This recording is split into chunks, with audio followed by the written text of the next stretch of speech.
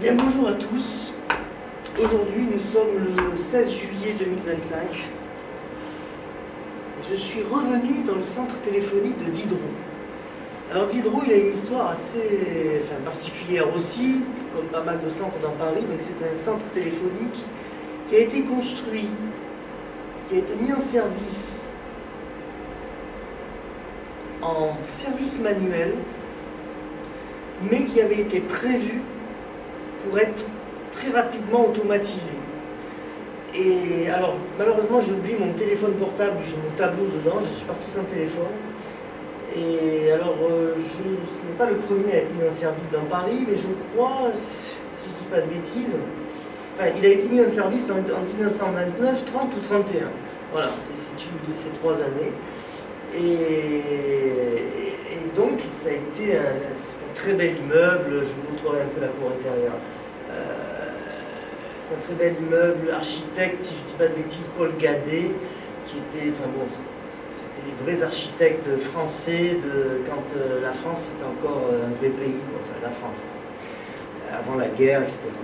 Et donc, voilà, c'était tout le savoir-faire français, fonctionnel et à la fois beau, avec des beaux matériaux, qu'on ne construisait pas en 6 mois, 1 an, mais bon, on prenait le temps pour faire des choses bien.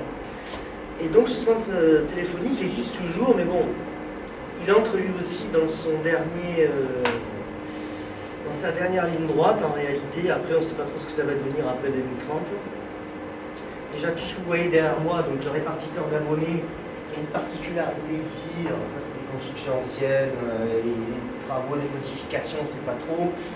On voit même qu'il y a un petit escalier par terre, donc avant vous devez pouvoir passer, puis là qu'on ne peut plus, ils ont bouché, on ne sait pas trop ce qu'il y a. Il faudrait des anciens, mais qui ne sont certainement plus vivants de nos jours, pour nous confirmer. Et donc, voilà, je suis revenu parce que pourquoi ? Ce centre, en 2021, il avait été, après l'affaire du Covid, etc., il avait été déserté, les occupants avaient été retirés, évacués dans d'autres immeubles, etc. Et normalement, le centre, plus personne ne devait y revenir. Quand j'étais venu en 2021, j'étais revenu, je crois, en 2022 ou en début 2023, il n'y avait plus personne, il n'y avait même plus de gardien. Voilà, c'était un centre totalement vide d'occupants. Et là, paraît-il que, j'ai eu l'information, on m'a confirmé, alors je n'ai pas encore fait tous les étages supérieurs, mais paraît-il qu'ils réinstallent des gens à titre provisoire pendant à peu près 2 ans. C'est ce qu'on m'a dit, moi ce sont que des on-dit que je répète. Et donc, du coup, je suis en même temps revenu voir, alors voilà, on va voir ensemble un peu le répartiteur de Diderot 1. Parce que cet immeuble, après, donc, a été étendu vers 1972. J'ai trouvé d'ailleurs des photographies il n'y a pas très longtemps. J'ai rapatrié un carton d'archives qui traînait au centre téléphonique de Cévennes, où il y avait des plans et des photographies lorsqu'on a construit ce qu'on appelle Diderot 2, c'est-à-dire l'extension, alors qu'il n'y a pas du tout le même style. Et donc voilà, je suis retombé là-dessus, voilà, c'est des photos en plus pour les archives, etc. Donc avant de vous montrer le grand répartiteur, on va essayer d'ouvrir, je ne sais pas si ça s'ouvre, oui ça s'ouvre, et je vous montre un peu la cour intérieure. Voilà, ça vous donne une idée. Alors là il y a une des cages d'escalier, c'est arrondi, c'est magnifique. C'est vraiment magnifique. Magnifique centre. Voilà.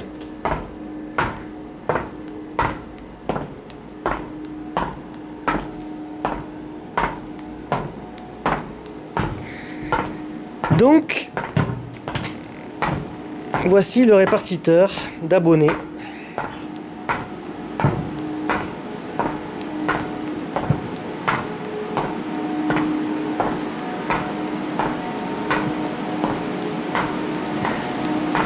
Là, c'est les filtres dégroupage qui étaient là. Alors ici, je vais vous dire, franchement, il faudra que je compare avec les photographies. Mais moi, j'ai pas souvenance qu'il y avait ces unités de raccordement d'abonnés, ces CSN, qui sont associés donc à l'E10B. Ah non, ils sont même pas à l'E10B3, ils sont visiblement connectés à l'autocommutateur d'Invalide 4. Donc c'est bizarre, mais bon. Donc je sais pas trop ce qui s'est passé. Parce que voilà, le centre, vous imaginez bien. Regardez cette salle, regardez les voûtes là, à droite là, en béton. C'est du béton armé, mais c'est fait quand même de manière artistique, quoi. Hein. Donc ici, voilà, les têtes verticales, où il y a les abonnés.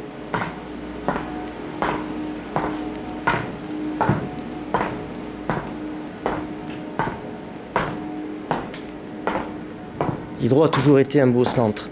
Et donc, naturellement, le répartiteur d'abonnés que voici d'Hydro 1, enfin d'Hydro, lorsqu'on a construit, on a dédoublé le centre téléphonique, on a aussi construit, dans un endroit assez, enfin pas très bien foutu d'ailleurs, mais bon, on a construit un second répartiteur. Donc du coup, c'est devenu d'Hydro, répartiteur général numéro 1. Voilà.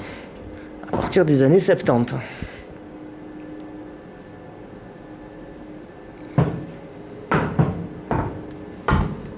Là, nous avons fait un tour complet par où je suis arrivé, en fait. Hein.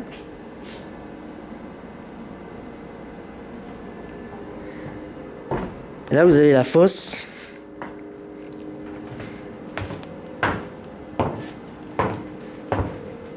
Alors, il y a des faux planchers ici pour laisser passer les câbles, etc., qui vont descendre jusque dans le sous-sol, quoi.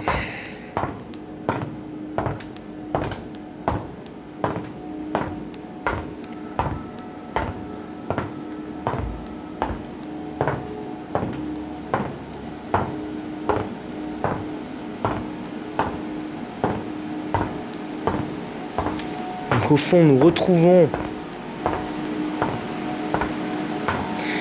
ces unités de raccordement d'abonnés. Alors moi je comprends pas, là je vois des câbles coupés. Alors honnêtement, je vais vous dire, soit elles y étaient à l'époque et je m'en souviens plus du tout, et auquel cas si les câbles sont coupés c'est qu'ils vont les virer, soit elles n'y étaient pas et en fait ils sont en train de les installer. Pourquoi je vous dis ça? Parce que je sais il reste ici un dernier autocommutateur 10B3 qui est en service, qui s'appelle d'Hydro 6. Je l'ai filmé, vous pouvez les retrouver sur la chaîne Istel France. Je sais qu'il va être arrêté dans 1 ou 2 ans, enfin j'ai entendu, je ne l'ai pas vu sur les tableaux apparaître, mais j'ai entendu, j'ai eu l'information, voilà, c'est 2026 ou 27, d'Hydro 6, électronique temporelle numéro 3, va être cassé. Donc voilà, c'est un peu tout ça qui motive un peu ma venue pour voir un peu ce qui se passe ici, quoi. Donc là, par exemple,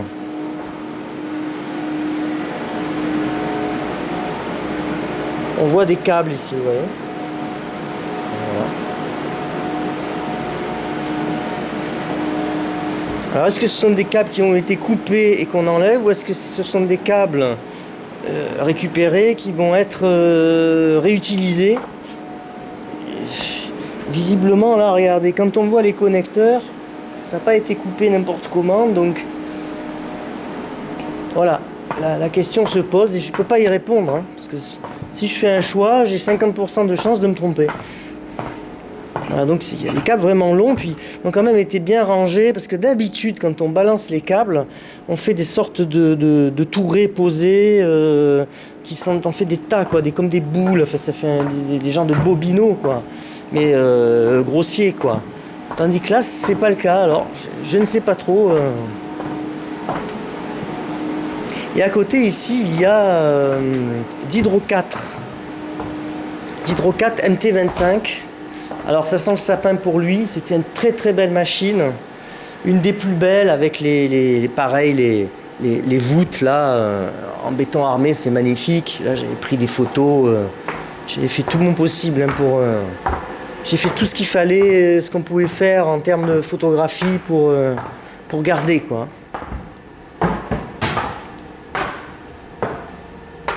Donc là, on arrive aux organes nobles. J'ai vu un panonceau par cette entrée là-bas, attention travaux, machin tenue, machin je sais pas quoi. Donc, si vous voulez, ça sent un petit peu le sapin, quoi, pour lui, quoi. Pour Diderot 4. Alors, Diderot 5, qui était dans les étages, qui était, je crois, au dernier étage, ça doit être le 4e, chose comme ça. Il était, je l'ai connu, il était plus récent, Diderot 5, ET2. Et il a été très vite cassé. On avait mis à la place, ils avaient créé un plateau pour du personnel qui est parti, je sais plus moi, 5-6 ans après, quoi. Enfin bon, bref. Voilà, donc du coup, le Diderot 5 n'est pas immortalisé. J'ai que Diderot 4 que voici. Diderot 4 T1 et Diderot 6 qui est encore là pour maximum 2 ans. Mais bon, vous savez, ça fait partie du programme de désinvestissement. Alors, c'est vrai que maintenant, c'est en train, enfin, si vous voulez, bon, le réseau cuivre, ça tourne un peu à la débâcle. Alors, c'est une débâcle organisée, mais bon, même si c'est organisé, si vous voulez, moi, à l'âge que j'ai, avec mon ancienneté trentenaire, de fonctionnaire de l'État, quand je vois tout ce réseau qui a été construit par l'État, et donc au nom des Français, si vous voulez, ça me fait quand même un petit peu bizarre. Mais bon, après, voilà, c'est les évolutions technologiques, les changements technologiques. Voilà, hein, qu'est-ce que vous voulez faire? Donc là, vraiment, ça, vous voyez, il y a des trucs qui même menacent de tomber. Enfin bon, ça tient un peu par l'opération de l'Esprit Saint. Donc là, on peut même pas y aller. Bon. Donc là, on est dans les unités de raccordement d'abonnés, ce qu'il en restait, mais plus rien ne fonctionne plus là. Hein. Là, c'est fini. Hop, on va passer par-dessus. Vous voyez, voilà. Donc là, ça coupe, voilà. Donc ça les fout par terre un peu n'importe comment. Ça, c'est normal, vous voyez. Voilà. Là aussi, ça cisaille. Là, ça commence à cisailler parce que je me souviens que il y a 3-4 ans, c'était pas comme ça, quoi. Ici, il reste la documentation, une documentation complète. Là, il faut 3 ou 4 armoires pour tout ça, là. C'est un peu la folie. Attendez, j'essaye de voir un petit peu quelque chose. On peut même pas sauver tout ça, c'est terrible. Mais bon, alors heureusement qu'il existe les microfiches qui reprennent tout ou partie des plans, enfin comment dirais-je, des instructions de ces machines. Voilà, ça au moins les microfiches, ça j'en ai sauvé un paquet. Que ce soit en système MT20, MT25 comme ici, ou même à X10, j'en ai sauvé, à X10 temporel. Alors là, c'est un peu d'ADSL ici, vous voyez. On retrouve l'ancienneté du centre quand on voit ces moulures là en bois. Voilà, c'est vraiment des choses.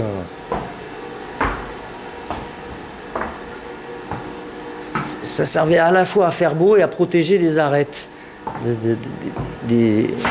des poteaux, quoi, des piliers. Voilà, là ça a commencé à bien démonter. Donc il se peut très bien qu'à la fin de l'été, il n'y ait plus rien, hein, c'est tout à fait possible. Parce que là, je me souviens, il y a 4 ans, si je dis pas de bêtises, cette partie-là, on entendait des cliquetis, ça tournait. Tandis que là, vraiment... Ah oui, ils ont enlevé les cartes, c'est mort. Donc là, vraiment, à mon avis, fin d'année ou début d'année prochaine, de toute manière, après, au maximum, quand Diderot 6 sera arrêté, ça partira à la casse, ça sera très très vite démonté. Donc là, cette machine, c'est la plus grande qui reste, je crois, dans Paris, parce que Masséna 2 et Masséna 3 d'ailleurs, mais Masséna 2 qui était vraiment immense, même plus que lui, a été cassé, ainsi que Carnot il y a de nombreuses années. Carnot, alors je sais plus si c'était Carnot 2, Carnot 3, enfin bon, ça avait été cassé, voilà, hein, c'était ou Carnot 5, enfin j'ai totalement oublié la numérotation de Carnot. Hein. Donc voilà, et malheureusement Carnot, ça a été cassé avant que j'entre aux archives, donc j'ai pas immortalisé Carnot. J'avais suivi j'avais fait un reportage avec un suivi des opérations sur Carnot de l'arrêt du MT-25, mais bon, j'avais un appareil photo pourri, enfin c'était indigne quoi, ces photos que j'avais faites, c'était pas bon quoi. Voilà, bon, on va retourner, allez, on va arrêter de se faire du mal et on va retourner au répartiteur donc numéro 1.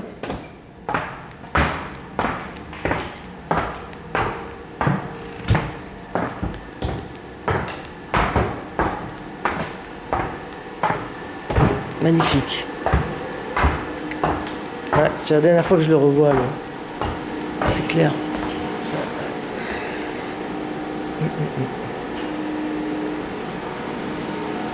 Donc voilà, bon, un petit mystère sur ces urades anciennes ou nouvelles. Là vraiment, je suis incapable de... Ouais, il me semblait qu'ici, il n'y avait pas ces urades avant.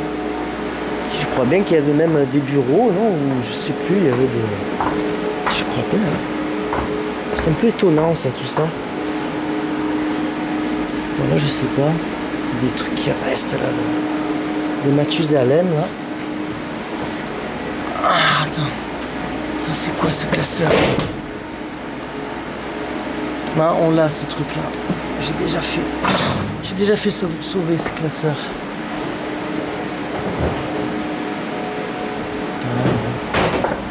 Il y a les vestiaires, c'est ça, hein. Je crois que c'est... Bizarrerie.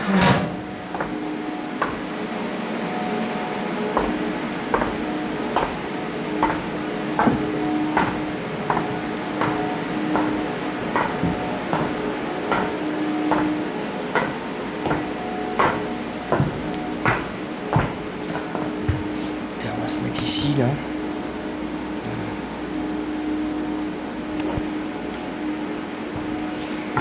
Mais écoutez, voilà pour un de ces premiers centres téléphoniques de Paris, très vite automatisé, qui a aussi, alors, celui-ci, il a couvert, enfin, il y a eu plusieurs Rotary, donc dont Diderot évidemment, Rotary Diderot,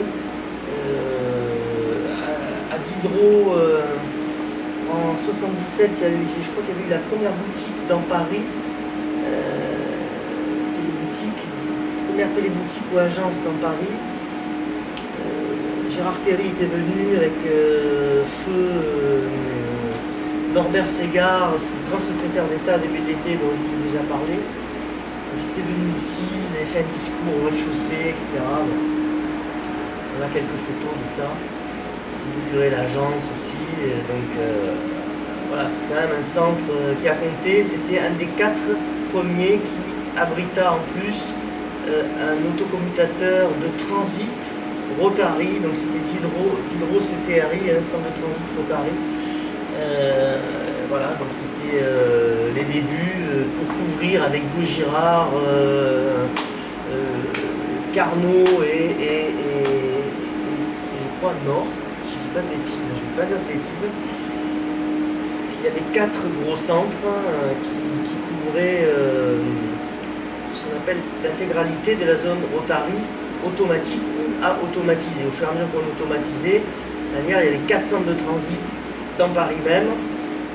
Au départ, au début, on les a mis ça a été mis en service vers 1928-29. Voilà, et après, alors ici, il y a eu au moins, je crois qu'il y a eu 2 ou voire 3 Pentaconta, 3 autocommutateurs Pentaconta. Et il y a eu, alors après, il n'y a pas eu de semi-électronique à Diderot, je ne crois pas. Il y a eu, on est passé directement, voilà, à Carnot 4, on est passé directement au MT-25, ce qui avait été un sacré bond technologique. Voilà, le NT25 avec 2 NT25. Et puis donc nous arrivons à la fin, si j'ose dire, avec un commutateur temporel de 3e génération, E10V3, donc d'Hydro 6, qui va fermer le bal. Alors, comme je vous dis, il se peut qu'on garde dans le sous-sol un petit local avec la partie, si vous voulez, la partie concentration d'abonnés en fibre optique, etc. Bon, je ne sais pas, c'est tout à fait possible. Mais déjà ici, vous voyez, dans le répartiteur, on ne voit pas de répartiteur optique. Donc, si vous voulez, la survie, bon, en 2030, tout ça sera cassé. Donc après, si vous voulez, l'hydro, bon, on va perdre définitivement de son importance dans le temps. Là, il y a c'est encore un véritable centre téléphonique de plein exercice, mais plus pour très très longtemps. Voilà. Mais écoutez, je vais continuer ma visite. Je ne pense pas refaire un autre film, je ne sais rien. Moi, je découvre, je ne sais quoi, mais bon, je connais quand même un peu ce centre. Donc je vous dis peut-être à une nouvelle vidéo, voilà, on verra. Donc ça permettait de voir un peu une installation voilà, qui a compté, ancienne, donc qui a quasiment un siècle maintenant. Je ne sais plus quand c'était un service. Enfin, en automatique, c'est 29, 30 ou 31. Et ce centre ici, il a été construit, je ne sais plus, entre 1922 et 25.